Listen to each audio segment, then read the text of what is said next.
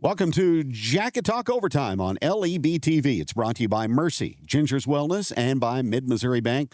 Kevin Stubblefield, we're downtown Lebanon at Buzzcuts. Lunch provided by Mel's, and we will visit with Lebanon football coach Will Christian, recapping the big win over Springfield Glendale this past Friday. It is senior night this Friday as the Waynesville Tigers are in at Jacket Stadium for COC football, and we'll preview that with the coach after this on Jacket Talk Overtime on LEB TV. Jacket Talk Overtime as Coach C joins us, Lebanon and Waynesville this Friday night for senior night at Jacket Stadium. Coach, week number 9, here we go. It is flown right on by, and the Jackets are playing good football right now. It really flies by, sure does. We always impart in our kids, especially our seniors, don't blink. The season is extremely fast, and even though the grind can be difficult sometimes, you want to embrace every day because won't be too long. They'll be old like me, wishing they could get back out there and do it again. So we're really excited about our group right now. We are playing much better football. I really credit our kids, especially our seniors, for providing us great leadership through certainly some early season adversity, but adversity that I think created a lot of growth that honestly our program needed. And we're just really excited about, this next phase. We want to finish the right way here. This is a big Eastern Division game, and it's big for district seeding purposes. So we want to finish this thing the right way and then go into the new season. Can you kind of put into context just how far this football team has come from August 31st through last Friday? Yeah, I think they've come a long ways. I mean, obviously you've been a part of it. I mean, you can see the visible growth. Oftentimes adversity is what is necessary in order for you really to really grasp a hold of some of the things that you need to do to get better at. And I think that our entire group, our coaching staff to our kids have done a great job with that. Every area, I feel like there has been positive growth and improvement. You can see it in really, tangible video area where, we're playing the game better. And we've got to continue to improve, though. I mean, we certainly still, I don't believe we've arrived. I don't believe we've played our best football yet, which is a good sign. And we can continue to get better. I mean, you could see it Friday against a Glendale team that I know that their record is not probably what they want it to be, but a talented team, Kevin, as you could see, a lot of weapons and a lot of physical talent out there. And we had to earn it. And there was some things in all 3 of the phases which we can get better from.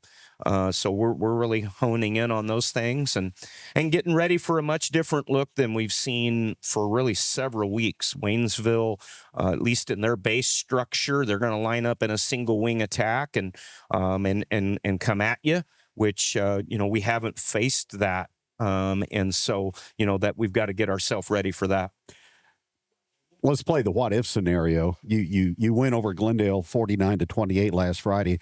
Say, for instance, they're your week number 1 opponent, and they've got a new coaching staff and a new philosophy, and you're trying to get your team put together and get them off and running. What would a preparation scenario been like getting ready for Glendale in week number 1 compared to week number 8? Well, that's a great question. And anytime that we play a new coach, what we do is we go back and look at their previous job, and that's where we build our game plan when it's a week 1 setting. So we would have went back to Frank in his time at Willard, and then his offensive coordinator that he named, and that helps too, Joel Heyman. We would have looked at what he has done, and that's where we would have built our plan. And honestly, we probably would have been fairly close because that, for the most part, is what they've been. It's a lot of Joel Heyman and then a lot of Frank, and certainly not the Coach Mock's system that they had before. They still run a little bit of empty. They obviously still throw the football well. But it's a lot different. And so that's where we would have built the plan. Defensively, Richard Rehagen is their defensive coordinator. He does a great job. Former Nixa head coach. And so we would have had a lot of footage, not only from the year before, but in his past to build a plan there. Mm-hmm. Well, you get off to a good start early in the football game. Now, they run with a single setback by the quarterback, but they didn't run the football that much on Friday night. Did that surprise you or no? It did.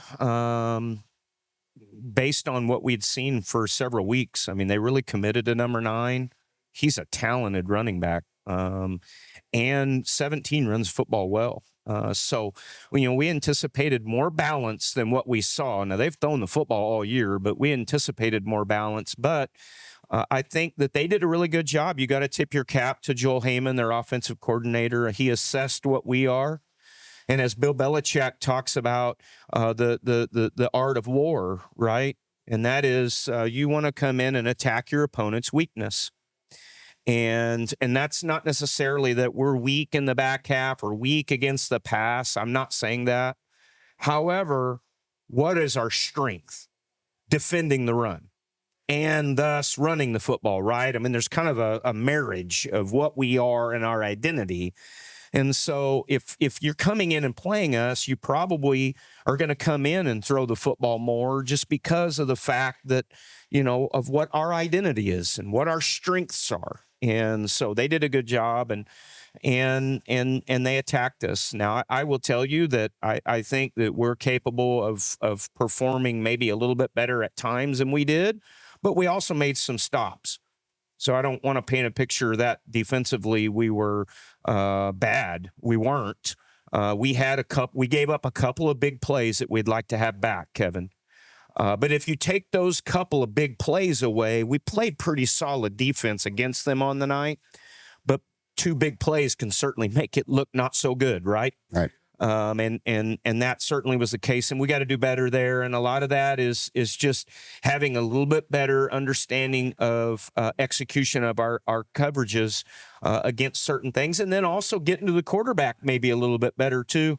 Maybe dialing up a little bit more with some of our pressure stuff to make sure that we get home and pressure the quarterback. But you rushed only 3 most of the night, correct? A good chunk of the night. Now, we did blitz a lot if you go back and analyze. So, honestly, I would say 75% we were bringing 4. One of them was from the linebacker level. But it wasn't as effective as what we would have liked. Didn't feel like that we got to the quarterback quite enough. And, the hindsight thing, 2020, right? We probably needed to do a little bit more within the pressure scheme to help us on the back half. Yeah, and they completed a couple of balls deep to the middle portion of the field during that football game that allowed a couple of touchdowns. They did, and it's a marriage deal. 1, we had some coverage problems, but 2, we needed to get more pressure on the quarterback. So, but with that, I mean, good for us, right? I mean, we were able to get out of that ball game with a +13 win in districts, and or for the district seeding purposes, and be able to make some improvements in that realm of our team. Well, they have a good quarterback in Cash Newberry, but your guy, Beckett York, was outstanding on Friday night. 8 of 8 for 145 and a touchdown. Can't get much better than that. And he controlled and ran the offense very well.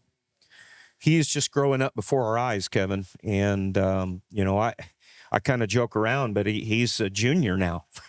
You got 8 starts under your belt as a sophomore. You're on the verge of entering into new territory, and he really showed that Friday with a lot of poise, some pressure early in the game, and he made some big throws. Brody Shoemaker made some nice catches along with Evan Ogle and Braden LaMontagne also, who had to come in at slot to help us out there.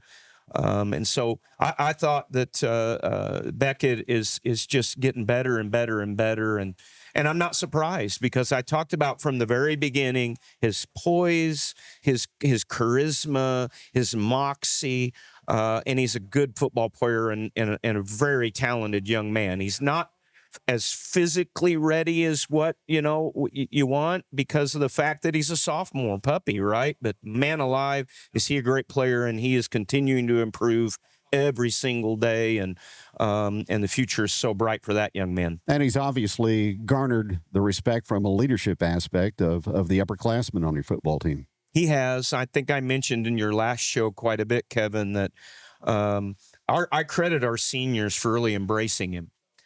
Because, it doesn't always go that way sometimes. Sometimes you get a quarterback that's a sophomore that has, to step in a difficult role, maybe even a junior, and they're not always going to be accepted in that realm. And our seniors did a great job of saying, "Hey, we need to rally behind this guy," and they've done a great job. And I credit Beckett too, because Beckett has been very humble.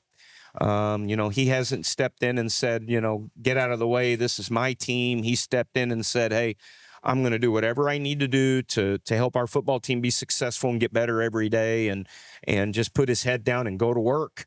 And I think that he won the respect of our upperclassmen by doing that. How much better is he compared to, say, a month ago in the quarterback run game, both the option game and also the quarterback keep game? Because we saw that he's getting more comfortable and seems like he's reading the defenses better. Yeah, it's so I don't want to use the word 100 or the term 100%, but it seems that way. I mean, it's just week after week more comfortable, seeing it faster, making quicker decisions, and it's going to continue that way. Every rep, he's going to get better. And I know he would probably be the first to tell you that it's a group of people, right? I mean, up front, we're improving because we got several juniors up there that were our first-year starters. They're getting better. Our slots got new starters this year. And some, with one of those slots, having to miss a little bit of time, we've had different people there. So at times, 2 new slots. Those guys are getting better. Our receivers are new. They're getting better. And so just the whole offense, week after week, is growing, and it's showing. And I'm excited to see how it continues to as we get into this stretch run. Well, Brody Shoemaker, he was hurt in the Willard game, but last Friday against Glendale, that's his return coming out party, because he showed what his capability is, catching the football, getting deep, stretching the defense. So it's great to have him back in the mix, isn't it? No doubt about it. He brings length and great hands and good route runner, and he's a tough kid. And so happy for him, and just really, really excited about really just what element that passing game brings to our offense, right? Because obviously as all the other components improve and gain ground and leverage, then what happens is our defense is no longer only to be able to focus on number 36. And that opens up more things for him. Did you and Coach Summer anticipate Jack Sklendening running the football 42 times on Friday night for 295 yards and 5 touchdowns? That's just a given, right? No, we one of the things that's unique, and I've had people ask me this before. We don't come in with like a chart where we have to get the ball to this person X number of times. We analyze what the defense has given us, and then we go. And, Jack Sklendening is always a pretty darn good option. And one of the things that our opponent Friday was giving us, and I don't know if it was because of what took place the week before, but they were committing a little bit more to the pitch in our option game. And thus the give and the quarterback pull were 2 of the things that they were giving us more, which increased the number of carries. And honestly, coming into a game, I'm not criticizing Glendale's decision there, but I probably would want to make sure 36 didn't touch it, as much. But certainly there was a lot of give read in there, and Beckett did a good job of giving it. And when 36 has the football, I'm okay with that if you are, Kevin. No doubt. Well, he's resetting the record book right before our eyes, all-time total yardage now, and all-time touchdown leader for Lebanon. So each and every week, Larry Winfrey, our football biographer, is going to have to make some new insertions, isn't he? He's a busy man right now. Yes, sir, he is. That is kind of the dream scenario from an offensive standpoint, where somebody tries to take something away from you, and that opens something else up that you can exploit. Well, that's when you start to knock on the door of being a championship-type team, when you're able to do that. And I think we're knocking on that door. Now, we got to keep getting better. We haven't arrived. And we still have it's got to all speed up a little bit. There's still some execution blunders that we make. And so we still got to get all 11 parts on the same sheet of music. A little segue to our next guest today. And we're not there, but we're getting closer. And if we do, I think we will be very, very relevant in our district. You're going to honor Jax on Friday night and also bring back one of the all-time greats, John Barry, to Jacket Stadium to have him a part of the ceremony. Yeah, it's incredible. Reached out to John, and I know that is important to the Glendennies too, to have John present in that, and so that'll be a big deal. Two of our very best right there, and so that'll be a big time. And we've been so blessed here at Lebanon to have such great, outstanding players, and certainly Jax Glendenny and John Barry are two of those guys. Dr. David Schmitz is also going to be front and center. He's the superintendent of the year, and he'll be recognized on Friday. Yeah, what a tremendous honor to receive distinction of all of our high schools, 500-some high schools, to be the top superintendent in the state of Missouri is a big deal, and certainly want to recognize him for that. And that'll take place at the end of halftime, and Jax's honor will take place in the pregame. And so we're super pumped to recognize two outstanding accomplishments right there. Going to be senior night. It's kind of a small senior class, but their importance can't be understated, can it? No, it can't. A group that's been a part of a lot of winning, and a group that's been a part of taking the leadership realm in this new adventure, and in just a plethora of adversity this year. Really proud of our seniors. There's 11 of them, but they are a group that's just done a great job of jumping on the front of the boat and keeping it afloat and moving us in the right direction. And I think that also they're going to guide us here in a special run as we finish our season.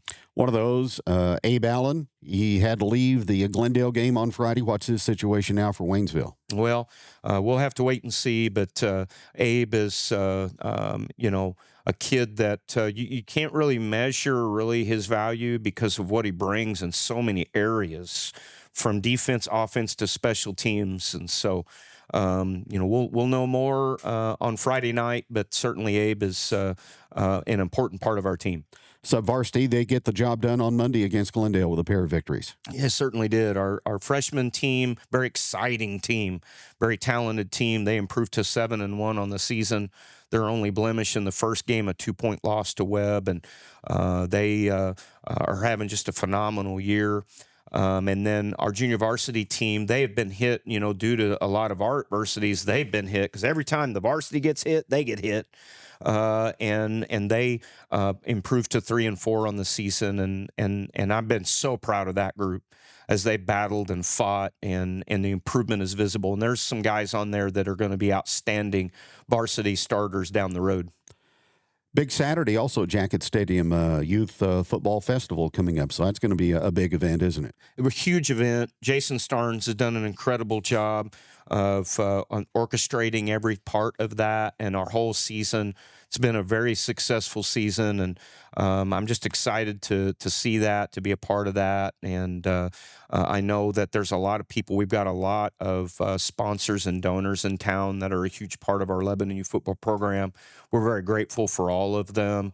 I know also Lebanon TV is going to be broadcasting the event, which we're so grateful for that and the exposure that that'll bring for Lebanon Youth Football. So it's going to be a great day, food trucks, all kinds of stuff going on. So if you want to come out and get a kind of a sneak peek of the future of Lebanon football, the flag part starts at 4. I don't know if there's anything 5 o'clock. I don't know if there's anything more exciting than watching the flag football. It looks like something that you might see, in a schoolyard, but my goodness gracious, the kids just flying around having fun, wearing a Lebanon jersey, and then the contact level. I've been so impressed with our contact kids, physical football players that we've got coming in Lebanon football. Well, and that's kind of a tribute also to the coaches that have volunteered their time for this. No doubt, and I'm glad you mentioned that because that's a group that I shouldn't leave out. We wouldn't be able to do it without them.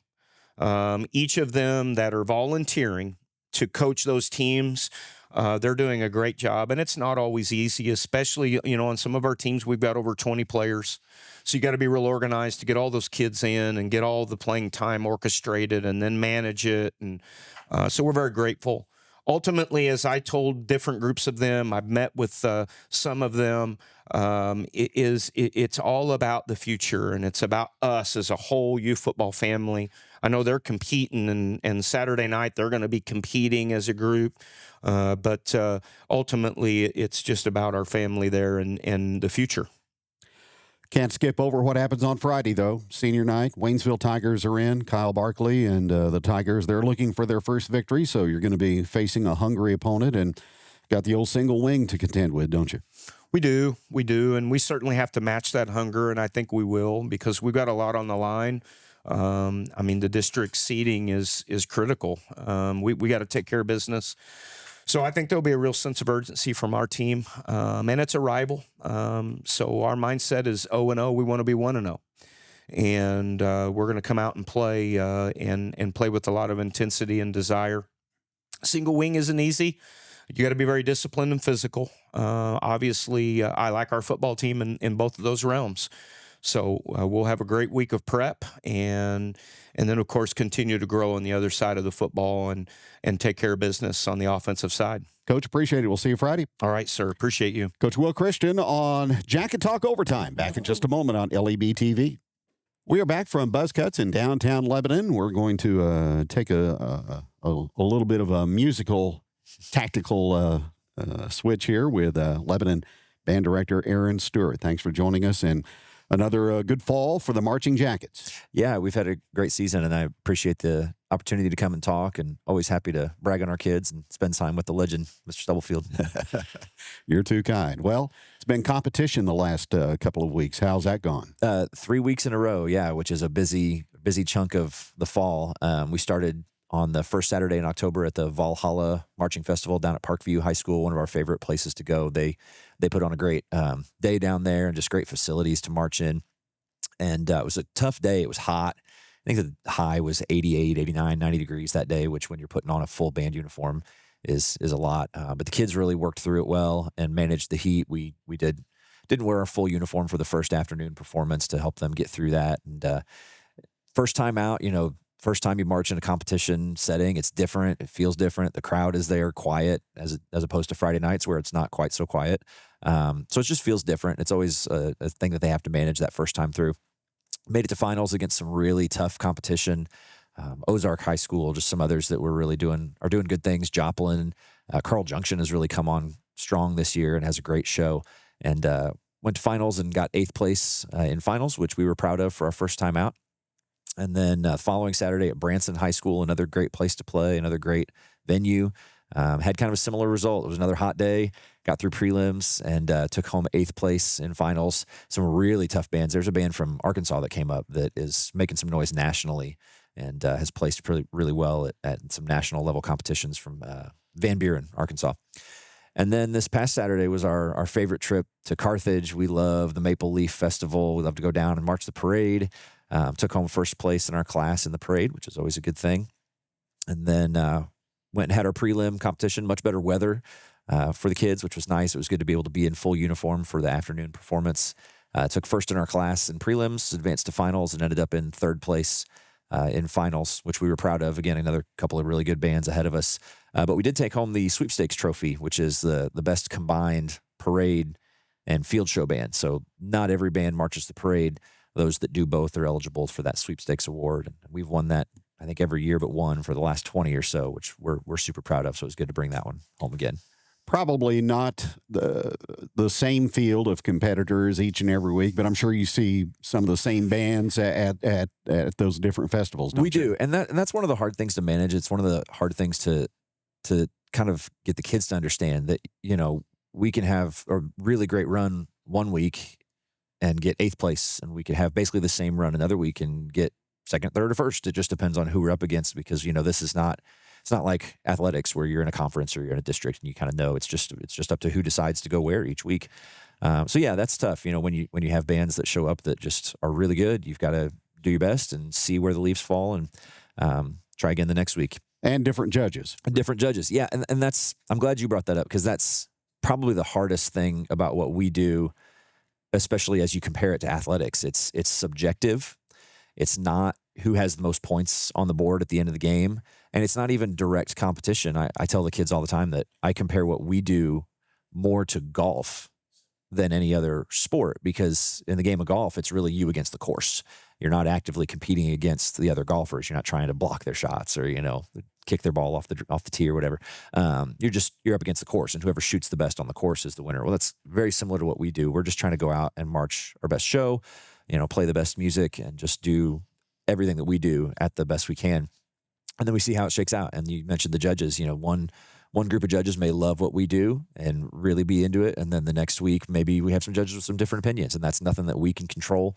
We just have to go out and execute what we have planned and the technique that we've asked the kids to do at the best of our abilities. And we see where we fall. Yellow Jacket Nation, on Friday night, they see your performance for the home football games. Take us back how you arrived at your presentation and made that selection. The show this year is called Steps. And it's really a pretty personal one for me, probably the most personal show that I've ever done. The goal is to kind of look at the steps that we all take through life. And I think that's important for the kids to think about, just the different stops along the way as we go through the different stages of our life. And the show is kind of intended to look at both the first step that you take. So at the beginning of the show, there's some narration that talks about, every journey begins with the first step. And whether it's a physical journey, going somewhere, or a journey into a new adventure, a new job, I've got some seniors sitting here with me that are going to talk in just a minute. They're getting ready to take a big first step into their next stage of life. And that's important. You can't start any journey without taking a first step. And then the show kind of closes with saying, well, that's important. The first step is also obviously important, but what's the most important is the next step, whatever comes after that. Starting is great, but you have to keep going in order to get where you want to go. And that's a great sort of illustration for what we do. The beginning of the season, we're learning things, we're learning the music, we're learning the drill. That's great. You have to start. But then we have to continue to improve and continue to take those next steps and see what we have to do to get better and better. I mentioned the personal nature of this show. It's based off of a book series that I really like called The Stormlight Archive by Brandon Sanderson. If there's any fantasy nerds listening, they might recognize Brandon Sanderson's name. But that comes from that concept comes from that book series, and there's a character that kind of goes on that journey throughout the books. The other personal nature that I know a lot of people will understand is the closer of the show is supposed to be joyous. You've taken your next step. You're on your journey. Maybe you're finishing, whatever it is. And so you're very joyful in your steps on your journey. So we chose this piece of music called Choose Joy that the band has performed before. It's a concert band piece of music that we had arranged for the marching band. And that Choose Joy phrase is personal to me and my family because of Patty Whitaker, my late mother-in-law.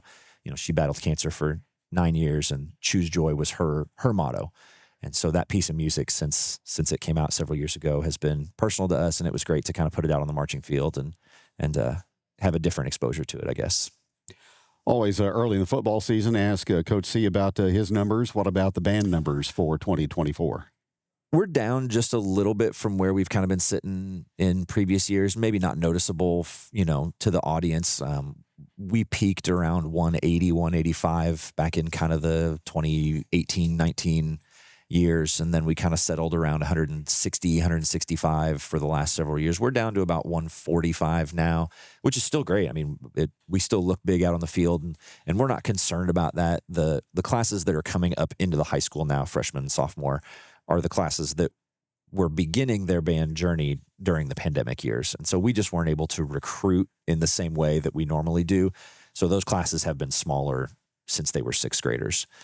So that we feel pretty strongly that those numbers are going to rebound. And even if they don't, 140, 145 for a school our size is still a good sized band. We're able to do everything we want to do. So yeah, just a little bit down this year, but nothing that we're concerned about. We think we'll rebound from that here over the next few years. Any more festival competition coming up? We are done with the competitive portion of our season. Did, like I said, the 3 in a row this year, and that's exhausting, but it's also just a good way to kind of keep that progress and keep that motion rolling through. So Carthage was our last one. That usually is kind of the exclamation point on the marching season, as I like to say.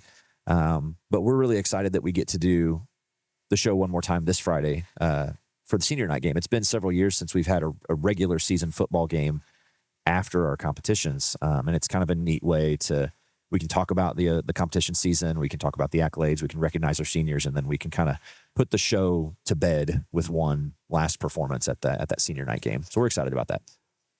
At what point in the summer do you really congregate and get ready for marching season? Well, the show design process begins much before the summer. We have a band staff meeting scheduled coming up for November 1st, and one of the things we're going to talk about, we're going to kind of recap and debrief this season, but we're also going to start talking about next season, because when you're talking about custom music arrangements, which is kind of the industry standard these days, it's not just, get online and buy these 3 pieces. It's talking to somebody who writes the music and kind of tailors it specifically for our kids. We can say, hey, we've got a really strong tuba section this year, a really strong flute section, let's really highlight them. And that gives us some flexibility. So when you're talking about that, and then the drill, if you're going to perform popular music or even band music, you have to get the proper licenses to have that arranged, and that takes time. So it's a long process to get the show design. That's going to start, like I said, here coming up in November, and we'll just kind of pick at that through December, January, February. We try to have music pretty much finalized and decided, and those copyright permissions arranged and all of that by March, so that through March, April, and May, the people that we use to write that music can do that and can get going on that.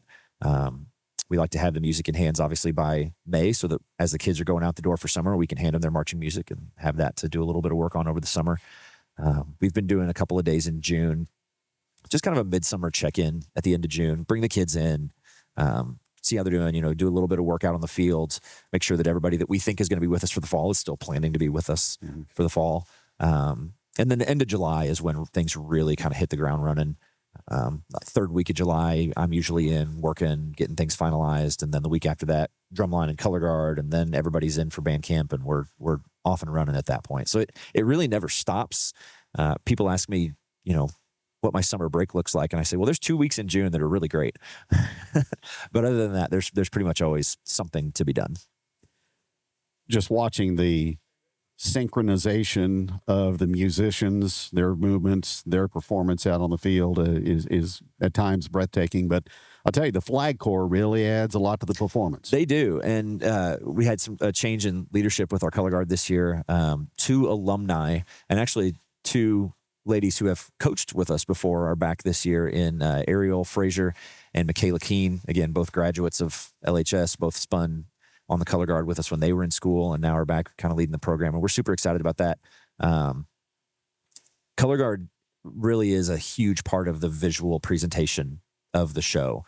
From their costumes to the silks that we use that can kind of highlight aspects of the show or a color scheme that we're trying to present. That really is the biggest visual component that relates directly to the show. The band uniforms are the band uniforms. They don't change. But we can really tailor what the color guard is wearing and what's on the end of the flagpole to the show, which is a big help. And then the routine, when there's a big musical moment and the band really plays, you want that pop of visual color to complement it. We're always looking to kind of align what you're hearing with what you're seeing, so that when there's a big musical moment, there's also a big visual moment. If it's a musical moment where things have kind of gotten soft, they're going to be doing a little bit different work in that area. But yeah, they're great. They work super hard. That is such a unique skill set that you don't really just get growing up. Nobody is spinning the flag. We don't have a youth flag corps like we do youth football. So it's something that those guys work hard on throughout the summer once auditions happen. And we've got some kids that are really into that and looking forward to doing that. We've had some great success too with kids in color guard going on and spinning in college. We've got a young man at Warrensburg right now who's doing great things. We've got a couple kids down at MSU. So there's opportunities for them post high school too, which is really neat. Starting to get tuned into some Christmas music for the holiday parade. We're getting there, yeah. We actually just finished some auditions this week for our spring bands. So we'll get those finished up this week and start those rehearsals next week. And those are looking ahead to our Christmas inside concert, our concert band Christmas concert. But yeah, the Christmas parade is very much on our minds. Got a new song to learn for that this year. We're hoping to put something new out down the street. Little jingle bells, we think. So we'll get that learned. And yeah, the Christmas parade is great. It's kind of a last hurrah for marching band. It's the last time we put the uniforms on. It's the last time the community sees us in that marching band mode. And we look forward to it every year. It's a lot of fun. Always enjoy the performances, and great to visit with you. Thank you. Thank you, Kevin. Appreciate it. That's Aaron Stewart from the Lebanon Marching Yellow Jackets. Ramsey's back with more in just a moment on LEB TV. My name is Jaysha Connor, owner and nurse practitioner here at Ginger Wellness. I believe that sometimes healthcare does too much, and I believe that's where wellness centers can really bridge that gap and really give people some confidence in natural ways, healthier ways, to really improve quality of life and to get healthy. We want to feel better and live better lives. It's not about quantity, it's a lot about quality of your life. Ginger Wellness is where I went to get my quality of life back. How much has your bank paid you? We've paid our Kasasa account holders more than $7 million since 2017. Open an account in minutes to get in on the earnings today.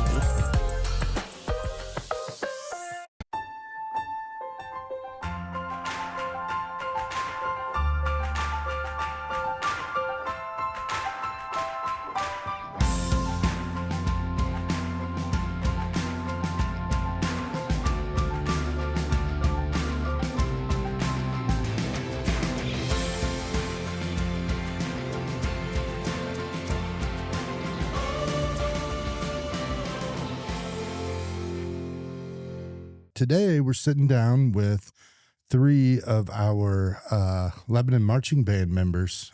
Guys, want to go ahead and introduce yourselves? I'm Evan. Evan, what? McSorley. Evan McSorley. Kara Dameron. Kara with an H, Dameron. Yes. And? Hannah Martin. All right, guys. Well, thank you for coming in and kind of putting yourselves out there and having a little fun with us. We've grown this each week and brought in students from across different activities and sports and all that. So we were excited to have the opportunity to have the band kids come in and just chat. Obviously, you guys are in band. Tell us a little bit about what you do in the band, maybe a little bit of your history. Evan, start. I play the tuba, the big sousaphone. Wait, it's a sousaphone? I said saxophone earlier. It's sousaphone, yeah. So sousaphone. The instrument that we march with is called a sousaphone. But it's it the looks one like a tuba. Right. It's the one that wraps around us. Okay. Just holding down the low notes. I got the chance to play a solo this year, which was a lot of fun. Give us your lowest note right now. on now. Oh, yeah, like there you go. All right. Okay, cool.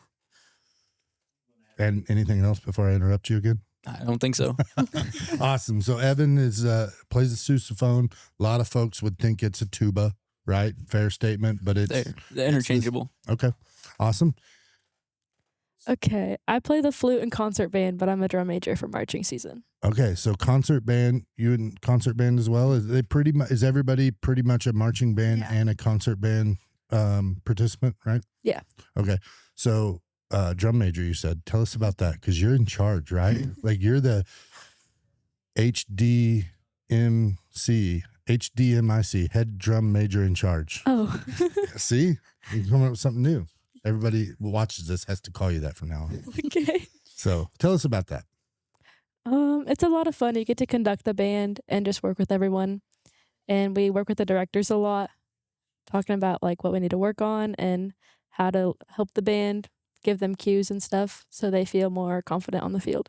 Cool. So gives you you're really getting some leadership skills, getting the opportunity to understand what it's like to be in charge. But obviously we've got the directors, Mr. Stewart and others that kind of help you guys out. But I bet you're their next line, and that's pretty cool, huh?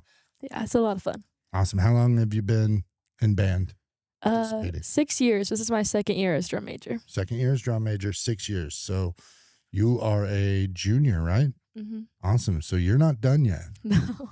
You got a whole other year of early morning practices and band camps and participation and all that stuff, right? Oh, yeah. I'm excited. Awesome. And Hannah? I play the flute, and I also got the chance to do the opening solo of our show this year. Awesome. So tell us about doing a solo. What was that like? It was really scary at first, because I'm not very good at doing things in front of like large crowds. You weren't. Now you are. kind of. I still cry, but Like, are we talking like full on cry? like full on cry. I think after the first time I played my solo, like in front of a crowd, I came off that platform sobbing.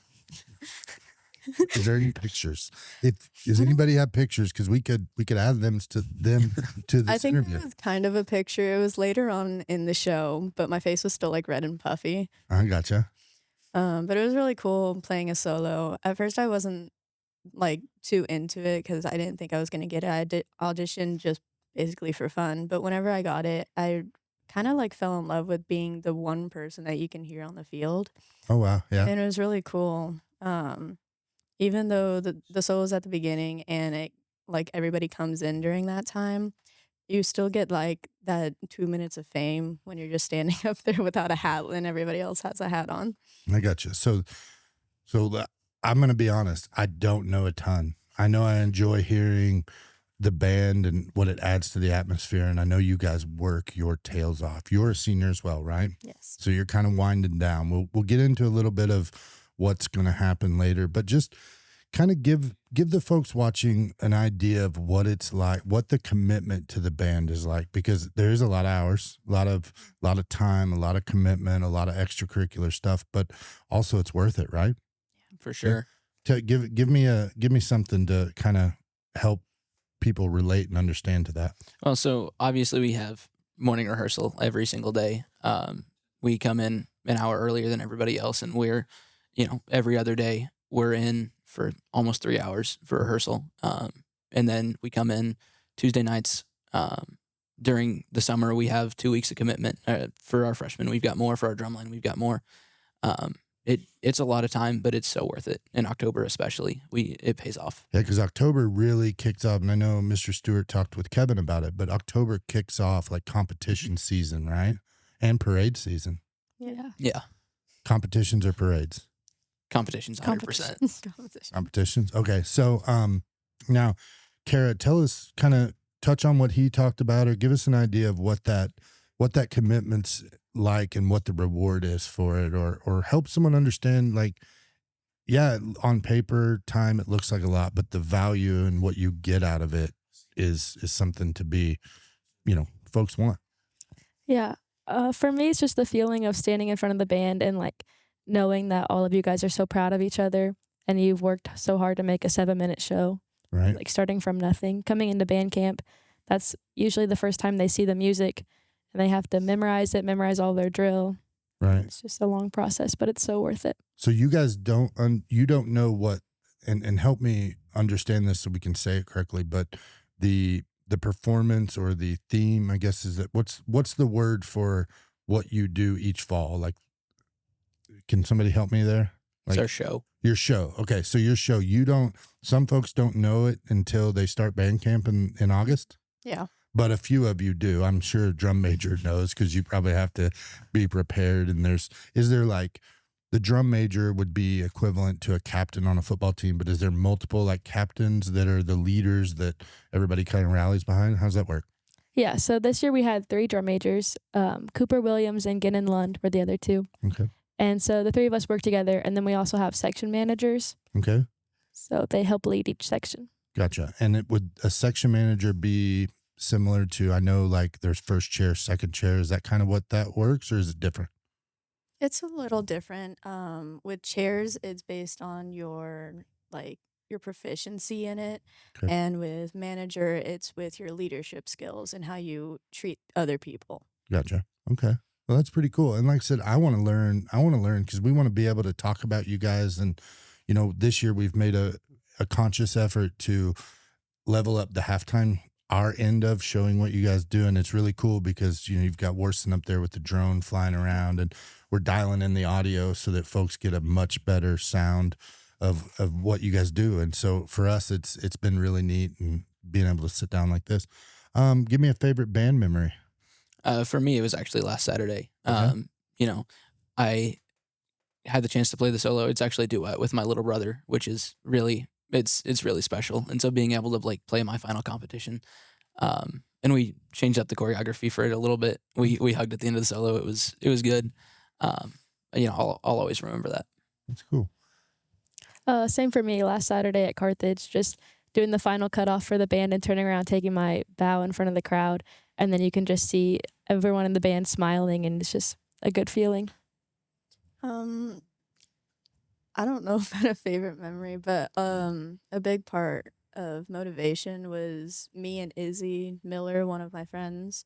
She also got the second flute solo, and finishing out my senior year as we both get solos was really cool. Gotcha. When you mentioned when you finish the performance and you look back and all the band members are smiling, like, you guys know, right? Like, you can, like, while you're performing, you can kind of tell what's jiving, what's not. What's that like to how does it feel to, like, know you did it? Like, give us a little bit about that.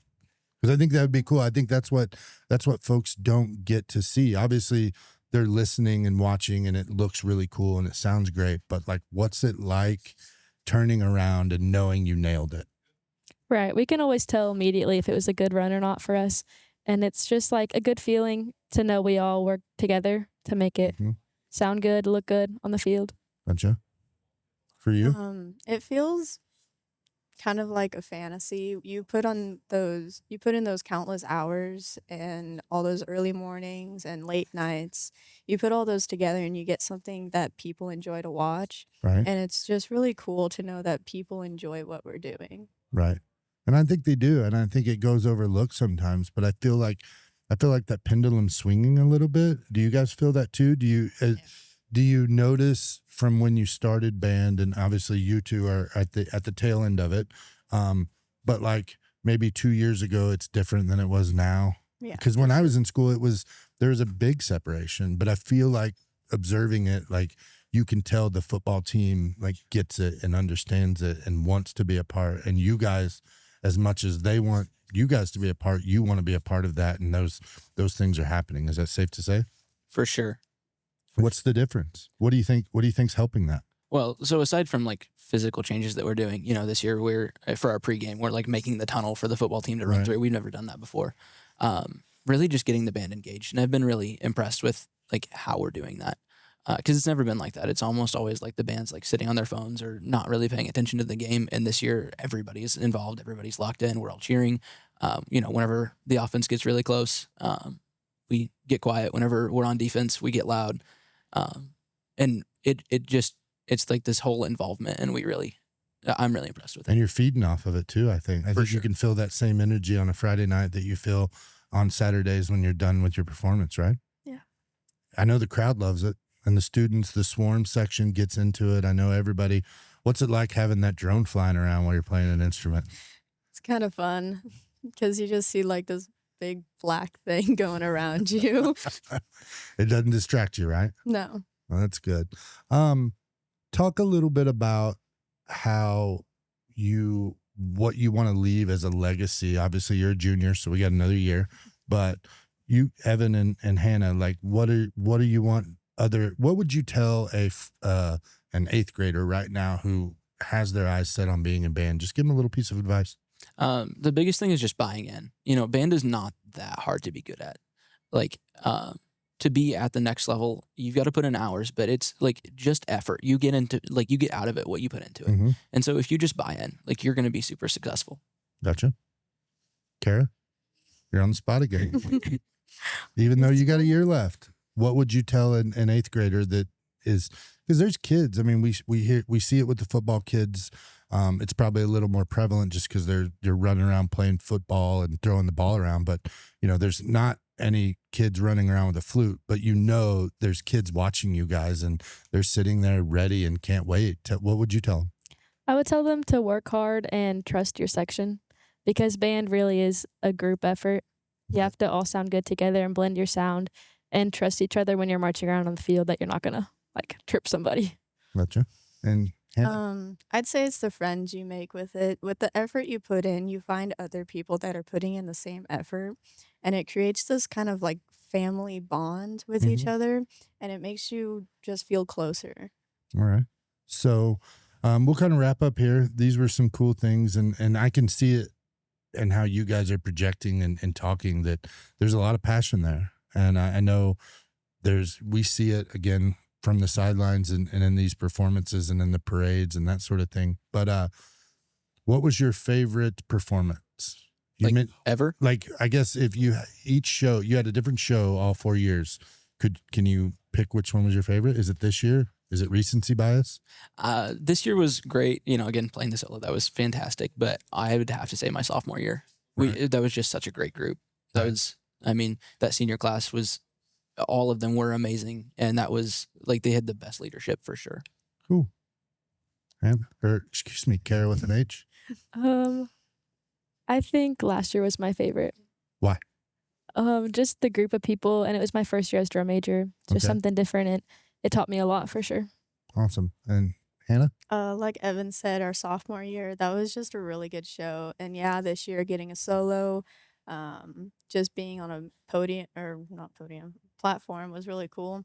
But Maestro's Dream, our sophomore year, was just an amazing show overall. Awesome. Well, we're excited for you, and I can't thank you guys enough. But I do want to get into one more thing, and I told you before we started we'd do this. But you guys have had some incredible support along the way, and you've mentioned the directors and your mentors and that end. But just tell us, anybody else you want to thank, anybody you want to give a shout out to before we get done? Yeah, for sure. My family's been there every step of the way, hearing me sound like a dying cow practicing my tuba at first, but they've been just there for me the entire way. And then also our lesson teachers and people that we brought in, Mr. Reether, very famous in this community. He came in hours that he didn't have to help me. So I'm really appreciative of that. Gotcha. For sure, family is always there for me. My grandpa was the one who got me into music and really helped me a lot. And just the directors for staying there after school, before school, helping us in every way they can. Right. Hannah? My brothers were big supporters of me. They were in band in their high school because they went to Lebanon too.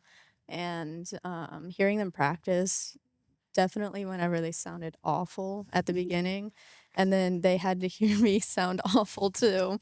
But it really gave me motivation because I saw what they could do, and it really brought it out of me. So you don't just pick up an instrument and sound amazing? No, there's no possible way you can do that.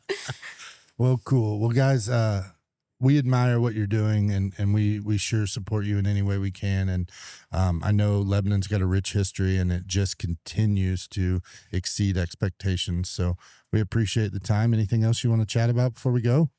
Any questions you want to ask me? I think I'm good. You ever want to do an interview again? Maybe. Sure. So it wasn't that bad, right? No. Awesome. Well, Evan, Kara with an H, but a C. K. Okay. Kara with a K and an H, and Hannah. Thank you guys for sitting down with us and chatting and giving us a little behind the scenes look into band and what you guys do. We appreciate it. Yeah, for sure. Yeah. Awesome. Thank you. Go Jackets. Go Jackets. Go Jackets. All right.